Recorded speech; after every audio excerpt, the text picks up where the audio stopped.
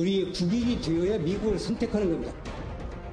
동맹에서 국익이 중요하다는 당연한 발언이 왜 논란이 되는지, 왜 공격의 대상이 돼야 되는지 의아합니다.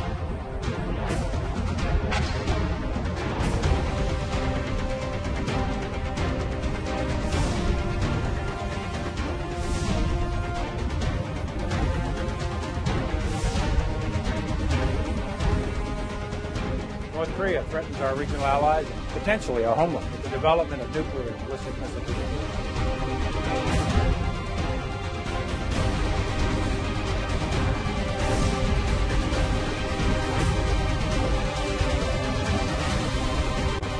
문재인 정부 핵심 인사들의 경도된 대북관이 한반도 안보 불안을 가중시키고 있습니다.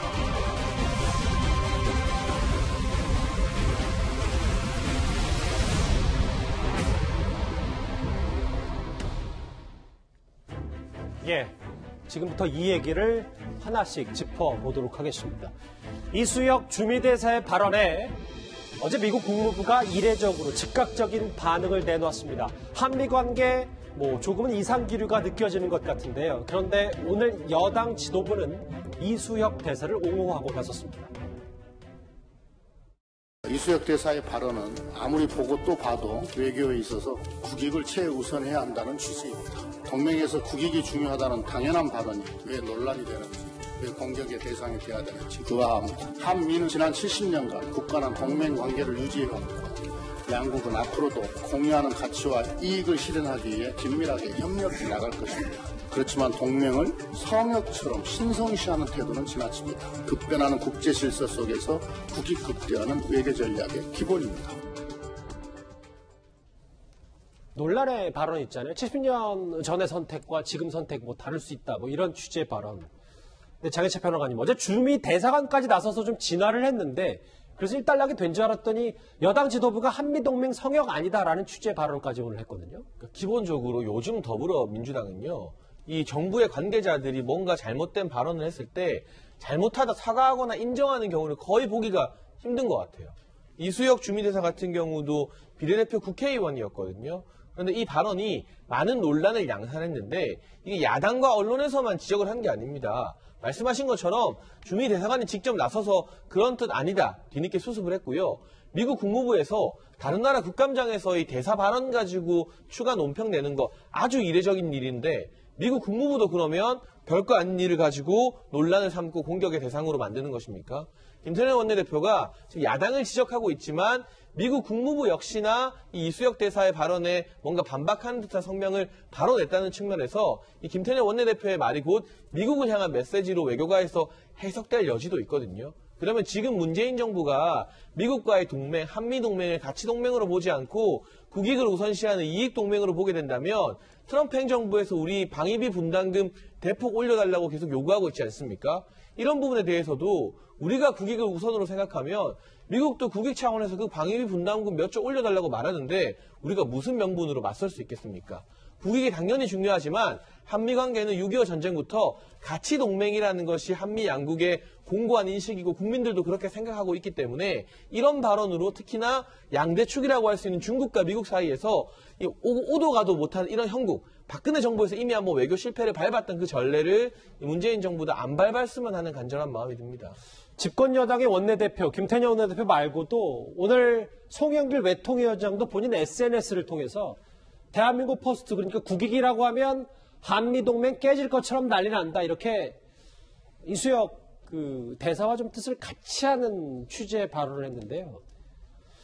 이도현, 제가 이 질문을 드릴게요. 애초에는 오늘 보도가 나온 거는 외교가에서는 이수혁 대사가 차기 외교부 장관에 관심이 있어서 본인의 좀 몸값을 높이려고 이런 논란의 발언을 했다라는 해석이 있는데, 근데 지금 개인적인 차원이 아니라 문재인 정권의 외교안보 이 주무 인물들이, 주요 인물들이 이수혁 대사와 똑같은 생각을 가지고 있다, 이렇게 봐도 되는 거예요?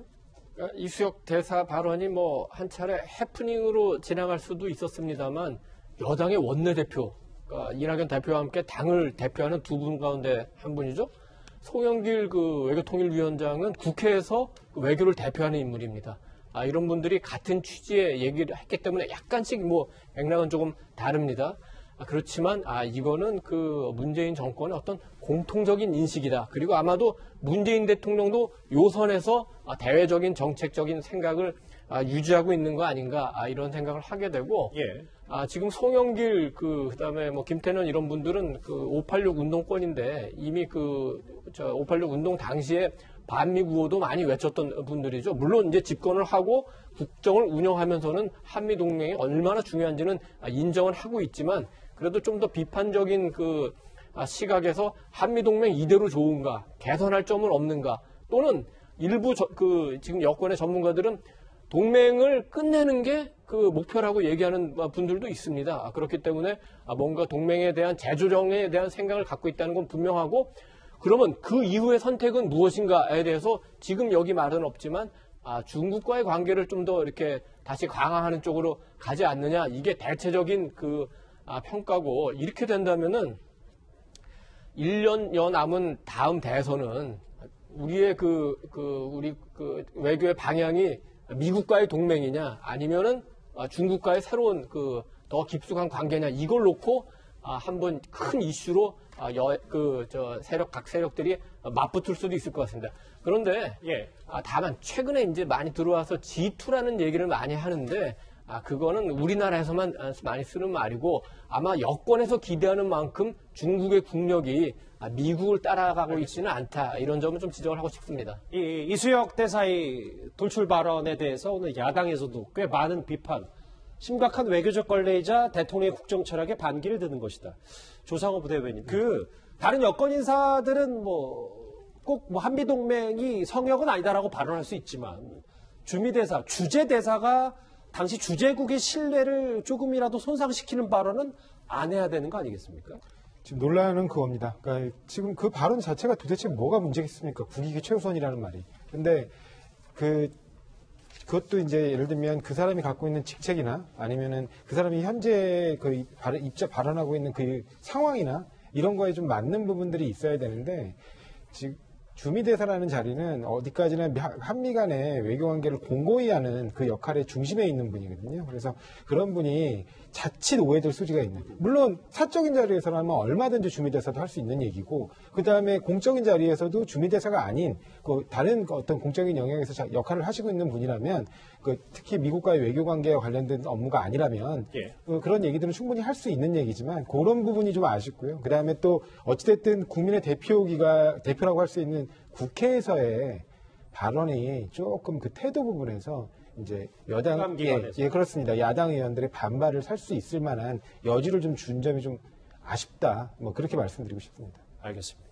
어제 미 국무부가 이례적으로 즉각적인 우회적 비판 반응도 내놨었는데, 미 국무부에 이어서 마크 밀리 미 합참의장도 한미 간의 동맹을 강조하고 나섰습니다. 과거 발언 잠시 듣고 오겠습니다. North Korea threatens our regional allies and potentially our homeland with the development of nuclear and ballistic missile capabilities. 김종욱 교수님. 네. 글쎄요, 미국이 이렇게 한미 동맹을 계속 강조한 이유도 이수혁 주미대사의 발언과 무관치는 않아 보이는데요. 일단 제가 볼 때는 미국 입장에서 한미 동맹 상당히 중요한 가치로 좀 더 등장하고 있는 거죠. 왜냐하면 지금 미국의 핵심적 전략은 인도태평양 전략입니다. 그러니까 인도태평양 전략을 통해서 중국을 압박하는 건데, 그렇기 위해서는 인도, 일본, 오스트레일리아 이런 하나의 흐름들을 만들고 거기에 가장 방점이 한국이에요. 그렇기 때문에 한미동맹의 가치라고 하는 것들을 경계를 지켜야 되는 것들이 미국 국익에도 부합하는 거고요. 그런 측면에서 지금 논란이 되고 있는 것과 관련해서 좀 이게 이렇게 외부에서 이렇게 국민들이 알 만큼 논란을 해야 되는지 고민이 있는데요. 한편으로요, 이전에도 중간에 무슨 일이 있었냐면, 미국이 세계 전략을 바꾸면서 전략적 유연성이라는 걸 얘기했어요. 뭐냐면 우리의 주한 미군을 갖다가 다른 나라에 보낼 수 있다라고 하는 건 전략적 유연성이거든요. 그러니까 미국도 자기의 세계 전략 차원에서 필요하게 되면 자기적 전략 방침을 바꾸는 측면들이 분명히 있습니다. 저는 그런 측면에서 이 부분과 관련해서는 적어도 이수혁 주미대사가 이렇게 파장이 미치지 않을 정도의 수준으로 말씀하셔야 되는데, 좀 과한 측면이 있지만, 우리도 마찬가지로 우리의 상황들에 맞게 전략적 방침들을 만들어내는 측면들에 대한 우리의 고민이 분명히 필요하기 때문에 좀 이 부분과 관련해서 여야가 논쟁을 좀 더 하지 않았으면 좋겠다는 생각을 하게 됩니다. 여기 화면에 보시는 것처럼 미국이 즉각적으로 좀 입장을 계속 발빠르게 내놓고 있습니다.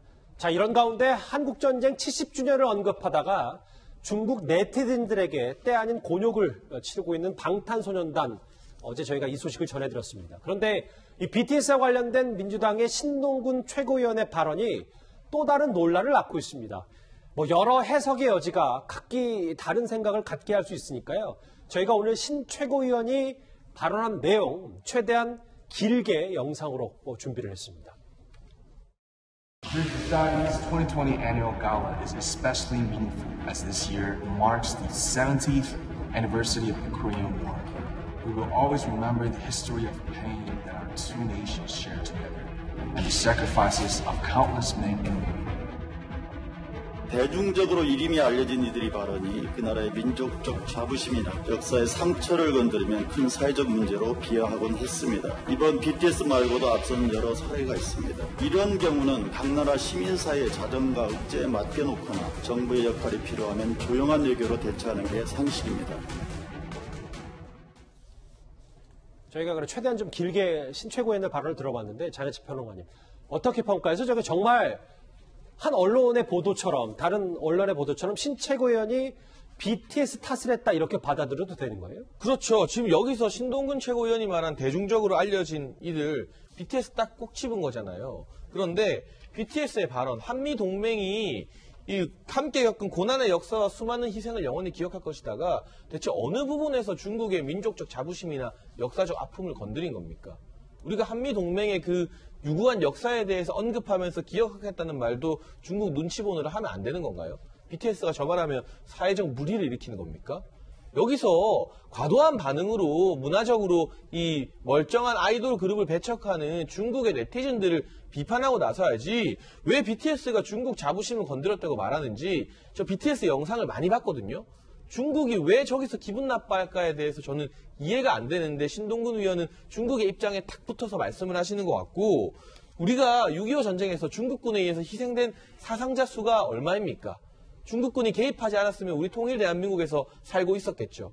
그런 부분에 대한 역사적 의식 없이 저는 무조건적인 일부 민주당 의원들에게서 보이는 친중 반미 의식이 깔려 있었기 때문에 저런 발언이 나온 게 아니냐 싶고요. 조용한 외교의 중요성에 대해서 말했는데 왜 미국이랑 일본 상대로 할 때는 조용한 외교 안 하시는 건지 최근에는 또 독일까지 여러 민주당 의원들이 독일에까지 서한 보내고 있죠. 왜 유독 중국을 향해서만 조용하고 침착하고 우리가 기분 나쁘고 우리 가스돌이 불이익을 당해도 참아주는 그 조용한 외교를 유독 중국을 향해서만 해야 되는 건지 묻고 싶습니다. 이동원 의원님, 이 조용한 외교 얘기가 어떻게 해서 불거진 거냐면 오늘 오전에 김연아 전 야당 의원이 아니 왜 BTS 그동안 그렇게 많이 감싸다가 왜 정부는 별말 안 하는 거냐라고 했더니 정부가 나서서 갈등을 더 키우는 게 맞는 거냐, 조용한 외교로 대처하는 게 상식이다.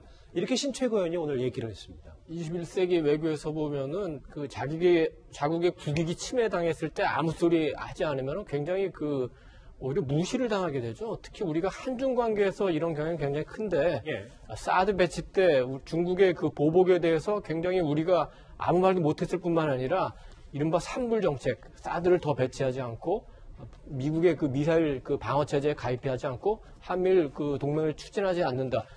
이런 약속을 했는데 이거는 굉장히 우리의 그 안보 국익을 해치는 자주권을 훼손하는 결정이다. 이런 그 비판도 받지 않습니까? 우리 지금 대통령이 그 중국을 방문해서 혼밥했다는 논란도 있고 또 수행했던 기자들이 집단 폭행을 당했는데도 뚜렷하게 그 중국에서 사과를 하거나 후속 조치를 취하지도 않지 않습니까? 이게 그 중국과의 조용한 외교의 결과인가요? 지금 그 신 최고위원이 하는 얘기를 보면은 우리가 북한에 대해서 그 진보 진영에서 얘기하는 이른바 내재적 접근, 북한의 입장은 이런 게 있으니까 이런 건 이해해줘야 되는 거 아니야? 똑같이 중국에 적용되는 거 아닌가? 대통령이 중국은 대국이라고 그랬죠? 대국은 이러니까 상대적으로 소국인 우리는 이래야 된다. 이런 어떤 예전의 그 4대주의적인 사상, 그런 생각에서 저런 발언이 나오는 거 아닌지 굉장히 좀 우려가 됩니다. 아까 그 잠깐 우리 장희찬 평론가도 지적됐지만 우리 조금 전에 얘기하지 않았습니까? 이수혁 대사, 송영길 통일외교위원장, 김태년 원내대표, 미국에 대해서는 조용한 외교하지 않지 않습니까? 하고 싶은 말 하겠다. 해야죠. 중국에 대해서도 할 말은 해야죠. 반중 감정이 확산될까, 중국의 이 반한 감정이 확산이 될까, 여러 촉각을 곤두세우고 있는 정부 여당일 텐데요. 관련해서 비판의 목소리도 동시에 나오고 있습니다. 이 소식 여기까지입니다.